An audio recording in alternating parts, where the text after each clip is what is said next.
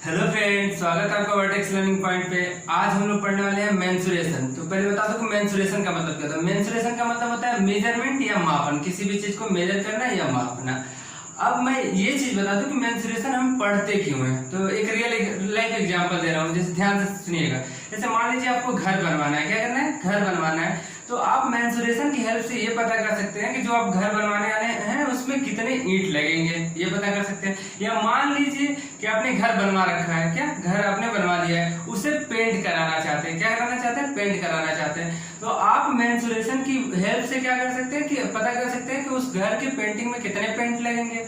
और आपको ये पता हो कि पर लीटर के हिसाब से पेंट की कीमत कितनी है, तो आप ये भी बता सकते हैं कि पूरे घर की पेंटिंग में कितने रुपए की पेंट लगेगा या पेंटिंग के टाइम कितना खर्च आएगा, पूरे घर के पेंटिंग में कितना खर्च आएगा। ये चीज हम क्या कर सकते हैं, मेंसुरेशन की हेल्प से निकाल सकते हैं। हालांकि इससे रिलेटेड हम लोग जो क्वेश्चन करेंगे तो बहुत सारे हम लोग क्वेश्चन करेंगे मेंसुरेशन में, ठीक। अब मैं आपको एक चीज ये बता दूं कि मेंसुरेशन दो पार्ट में डिवाइड है। इसमें दो पार्ट में 2D एंड 3D। 2D का मतलब होता है 2 डायमेंशनल और 3D का मतलब होता है 3 डायमेंशनल। अब चलिए मैं इससे बता दे रहा हूँ 2D का मतलब क्या होता है। 2D का मतलब दो एक्सेस की बात करी जाएगी, एक्स एक्सिस और वाई एक्सिस। हालांकि इसे अभी मैं और डिटेल में समझाऊंगा। और 3D में तीन एक्सिस की बात करी जाती है, X axis, Y axis and Z axis. इसमें तीन एक्सिस होते हैं, ठीक। अभी इन्हें हम काफी डिटेल में बात करेंगे इनमें, ठीक। अब मैं आपको ये बता दूं कि 2D के अंदर कौन कौन से डायग्राम आते हैं। जैसे 2D के अंदर आता है सर्कल, आता है रेक्टेंगल, आता है ट्रायंगल, आता है ट्रेपेजियम, आता है। ये सारे क्या है, 2D के अंदर आते हैं। 3D के अंदर क्या आता है, जैसे सिलेंडर हो गया, कोन हो गया, क्यूब हो गया, क्यूबॉइड हो गया, स्फीयर हो गया, ये सब क्या आते हैं, 3D के अंदर आते हैं। अब एक ध्यान रखने वाली चीज मैं ये बता दूं कि इस चीज को हमेशा ध्यान रखिएगा, जब भी न्यूमेरिकल करेंगे तो आप जब भी 2D का न्यूमेरिकल करेंगे, किसका, 2D का न्यूमेरिकल जब भी करेंगे तो आपसे दो ही चीजें पूछी जाएंगी। एक क्या पूछा जाएगा, पेरीमीटर, और दूसरा क्या पूछा जाएगा, एरिया। यही दो चीजें पूछी जाएंगी 2D के केस में। और 3D के केस में भी दो ही चीजें पूछी जाती है। पहला क्या पूछा जाता है, एरिया पूछा जाता है, और दूसरा क्या पूछा जाता है, वॉल्यूम पूछा जाता है। क्या, वॉल्यूम, ठीक है। अब क्या करेंगे कि हम लोग एक एक करके पढ़ेंगे। पहले 2D को पढ़ेंगे, उसके बाद हम लोग 3D को पढ़ेंगे, ठीक। तो मान लीजिए मैं 2D का पहला टॉपिक उठा रहा हूँ, क्या है, रेक्टेंगल। क्या है, रेक्टेंगल। तो रेक्टेंगल के बारे में हम सारी चीजें पढ़ेंगे और ये भी देखेंगे कि रेक्टेंगल 2D कैसे है। तो देखिए रेक्टेंगल क्या होता है, ऐसा जियोमेट्रिकल फिगर, क्या, ऐसा जियोमेट्रिकल फिगर जिसके आमने सामने का साइड क्या हो, सेम हो। यानी जितना ये लेंथ होगा उतना ये लेंथ होगा, जितना ये लेंथ होगा इतना ही ये लेंथ होगा, ठीक। तो चलिए मैं इसका नाम दे दे रहा हूँ। मान लीजिए ये A, B, C and D है। देखिए तो जब इस फिगर को बनाया है हम लोग तो क्या दो ही एक्सिस पे गए हैं, एक एक्स एक्सिस पे गए हैं और एक वाई एक्सिस पे। क्या जेड एक्सिस पे गए हैं, यानी जेड एक्सिस का मतलब समझिए कि क्या बोर्ड के अंदर गए हैं या बोर्ड के बाहर आए हैं, नहीं आए हैं। तो एक चीज ये ध्यान रखिएगा, 2D के केस में लेंथ और विड्थ की बात होती है, थिकनेस की बात नहीं करते। क्या, थिकनेस की बात नहीं करते। देखिए रेक्टेंगल के केस में हम लोग कभी थिकनेस की बात नहीं करते। यानी रेक्टेंगल क्या है, एक 2D फिगर है। तो अब हम लोग इस चीज को समझ लें कि रेक्टेंगल, मैंने बताया कि इसमें दो ही चीजें निकालते हैं, एक पेरीमीटर और दूसरा एरिया। तो पहले क्या, पेरीमीटर निकालेंगे हम लोग। क्या, पेरीमीटर। पेरीमीटर को किससे डिनोट किया है, P से। तो अब एक चीज ये ध्यान रखिएगा, पेरीमीटर क्या होता है, outer most boundary of any geometrical figure. यानी जो आउटर मोस्ट बाउंड्री होगी वही क्या होती है, उस वो जो भी डायग्राम है उसका क्या होता है, पेरीमीटर। या रेक्टेंगल के केस में ये कह सकते हैं sum of all side, sum of all side. सारे साइड को प्लस कर देंगे तो क्या हमें मिल जाएगा, पेरीमीटर मिल जाएगा। तो पेरीमीटर इक्वल टू क्या हो गया। अब देखिए मैं मान लो इसे L मान लो, ये लेंथ L है, ये B कितना है, B है, विड्थ कितना है, B है। तो अब इस केस में मैं पेरीमीटर निकालूं तो सबको क्या करूं, सारे साइड को सम कर दूं। यानी ये कितना है, L है, प्लस ये B है, प्लस ये कितना है, L है, प्लस ये कितना है, B है। यानी एक चीज ये देखिए, पेरीमीटर इक्वल टू क्या लिख सकते हैं, L प्लस L क्या लिख सकते हैं, 2L plus B plus B क्या हो जाएगा, 2B।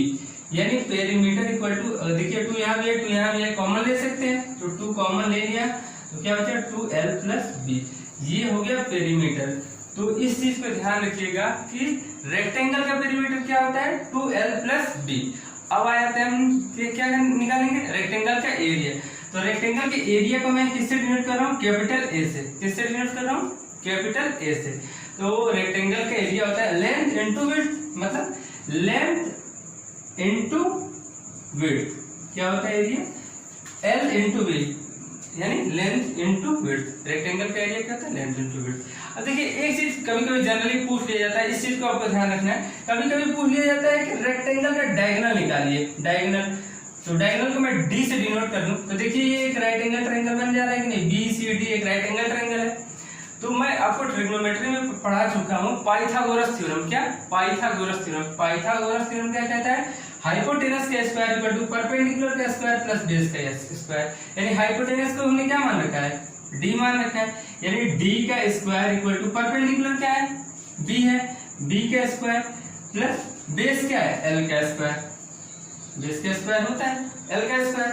अब ये देखिए, अब डायगोनल यहां से क्या निकाल सकते हैं? इन root B square plus L square. तो किसी केस में क्या पूछ लिया जाता है? डायगोनल निकालिए। क्या? डायगोनल निकालिए। ठीक, तो मेरे ख्याल से रेक्टेंगल में आपको कोई डाउट नहीं होना चाहिए।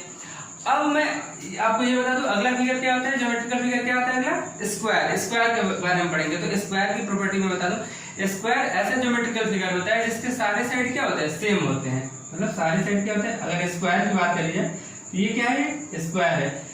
स्क्वायर की एक प्रॉपर्टी होती है कि जितना लेंथ ये होगा उतना ही ये भी होगा, ये भी उतना ही होगा, ये भी उतना ही होगा। मतलब सारे लेंथ क्या होंगे? सेम होंगे।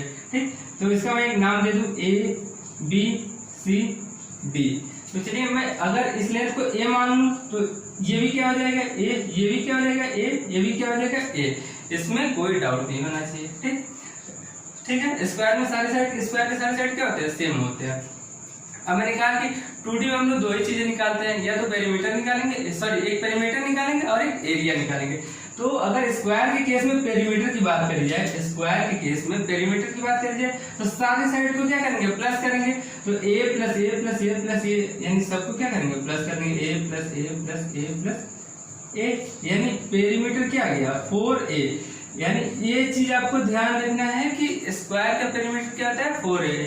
मैंने बताया था कि पेरीमीटर क्या होता है? सम ऑफ ऑल साइड कह सकते हैं या outer most boundary of any geometrical figure. इसको क्या करेंगे? प्लस कर देंगे तो हमें क्या पता चल जाएगा? पेरीमीटर पता चल जाएगा। अब एरिया की बात कर ले तो स्क्वायर का एरिया की बात कर ले, स्क्वायर के एरिया की बात करते हैं L इंटू बी होता है। तो देखिए आप L भी क्या है? A है, और B भी क्या है? A है। यानी एरिया क्या हो जाएगा? A इंटू A, यानी एरिया क्या आ गया? A square. तो एक चीज ये ध्यान रखिए कि स्क्वायर का एरिया क्या होता है? A square. इसे आप क्या बोल सकते हैं? साइड का स्क्वायर।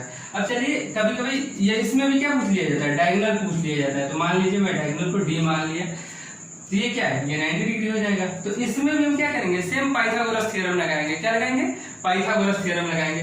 अगर इसमें पाइथागोरस थ्योरम हम लगा रहे हैं तो ध्यान से देखिए क्या हो जाएगा?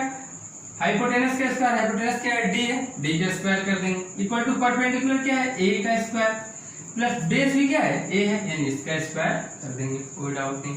अब देखिए इसे क्या लिख सकते हैं? D square equal to 2A square लिख सकते हैं, कोई डाउट नहीं। अब देखिए D इक्वल टू क्या लिख सकते हैं?